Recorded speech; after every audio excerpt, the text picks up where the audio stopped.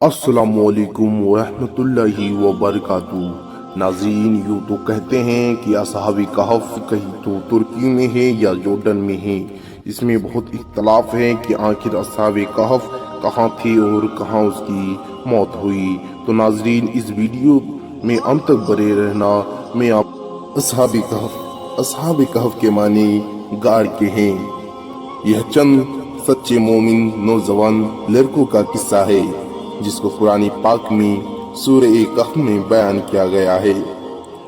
آج سے سینکڑوں سال پہلے کسی ملک میں ایک مشرک اور ظالم بادشاہ تھا۔ وہ خود بھی اللہ کو چھوڑ کر بتوں کی پوجا کرتا تھا اور دوسروں کو بھی بتوں کی پوجا کا حکم دیتا تھا۔ جو ایسا نہیں کرتا اس کو سخت سزائیں دیتا۔ ان کی سلطنت میں کچھ نوجوان لڑکے جن کی تعداد تقریباً 7 تھی۔ اللہ نے ان کو سیدھا راستہ دکھایا۔ یا اللہ کو مانتے اور بتوں کو پوجا کرنے کو برا سمجھتے تھے۔ ان کے ماں باپ نے ان کو بہت سمجھایا کہ بادشاہ کو اگر خبر ہو گئی تو تم لوگوں کو قتل کر دے گا، لیکن ان بچوں کے دل میں اللہ کی محبت گھر گئی تھی۔ ماں باپ کی بھی نہ سنی اور اللہ کی تعریف علانیہ کرنے لگی۔ آخر ایک دن بادشاہ کو خبر پہنچ گئی۔ لڑکے ڈر کی وجہ سے ایک پہاڑ کی غار میں جا کر چھپ گئے۔ ان کے ساتھ ان کا کتا بھی تھا، وہ بھی ساتھ چلا گیا۔ دوستو، جب کوئی شخص اللہ کا ہو جاتا ہے تو اللہ بھی اس کی مدد کرتا ہے۔ جب یہ غفا میں پہنچے تو اللہ تعالیٰ نے ان کو گہری نیند میں سلا دیا اور کتا غار کے منہ پر بیٹھا گیا۔ اس کو بھی اللہ تعالیٰ نے سلا دیا۔ اللہ تعالیٰ نے اپنی نشانیوں اور لوگوں کو اپنی قدرت دکھانے کے لیے 7 لڑکوں کو 309 سال تک سلائے رکھا۔ اس عرصہ میں پتہ نہیں کتنے بادشاہ ختم ہو گئے ہیں۔ زمانہ بدل گیا، لوگ بدل گئے۔ 309 سال بعد اللہ تعالیٰ نے ان کو تھوڑی دیر کے لیے جگایا۔ ان لڑکوں کو ایسا لگ رہا تھا کہ وہ جیسے ابھی سوئے تھے۔ انہوں نے دیکھا کہ سب چیزیں اسی طرح موجود ہے جس طرح وہ سوئے تھے۔ کتے بھی اسی طرح غفا کے منہ پر بیٹھا ہوا تھا۔ ان کو بھوک لگی تو انہوں نے اپنے کچھ ساتھیوں کو سکے دیے کہ چھپ چھپا کر کسی طرح بازار جا کر کچھ کھانا لے آئے۔ جب یہ ساتھی بازار گئے تو وہاں کی ہر چیزیں بدلی ہوئی نظر آئی۔ دکان پر پہنچے، کھانا خریدا۔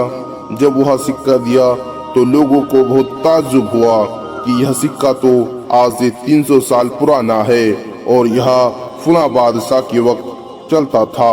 اس بادشاہ کو مرے ہوئے کئی سو برس ہو گئے۔ لوگوں کو شک ہونے لگا کہ کہیں کوئی خزانہ تو ان کو ہاتھ نہیں لگا، اور پھر آہستہ آہستہ یہ بات اس وقت کے بادشاہ کو پہنچ گئی۔ یہ بادشاہ بہت ایماندار تھا اور اللہ کو اور روز قیامت کو مانتا تھا۔ اس نے ان لڑکوں کو اپنے دربار میں بلایا اور سارا قصہ سنایا۔ بادشاہ کو اور حاضرین کو بہت تعجب ہوا۔ آگے دن بادشاہ اپنے درباریوں کے ساتھ اس غار تک گیا۔ انہوں نے ان لڑکوں کو سوتا ہوا دیکھ ان کی آنکھیں کھلی رہ گئی، مگر جس میں سو رہے تھے بادشاہ اور ان کے درباریوں پر ایک وحشت طاری ہو گئی اور واپس چلے آئے۔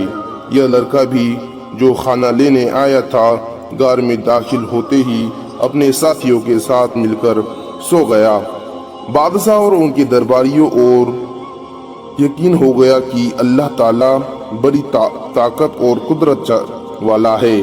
مرنے کے بعد وہ اسی طرح زندہ کرے گا جس طرح ان غار والوں کو کیا ہے۔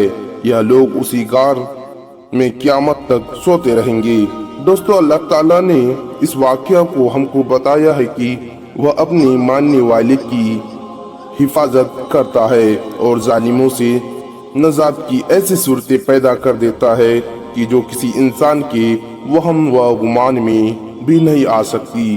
ہم کو یہ بھی سبق ملا ہے کہ جس شخص میں اللہ تعالیٰ کی محبت پیدا ہو جاتی ہے وہ کسی بڑے سے بڑے بادشاہ سے بھی نہیں ڈرتا۔ تو ناظرین آخر بات آتا ہے اس کا قبر اور یہ کہاں تھے، تو اس کا بات ابھی تک نہیں پتا چلا کہ یہ کہاں تھے اور کس جگہ پر اس کی موت ہوئی۔ تو ناظرین آج کے لیے بس اتنا ہی، تو ملتے ہیں اگلے دن میں، تب تک کے لیے السلام علیکم۔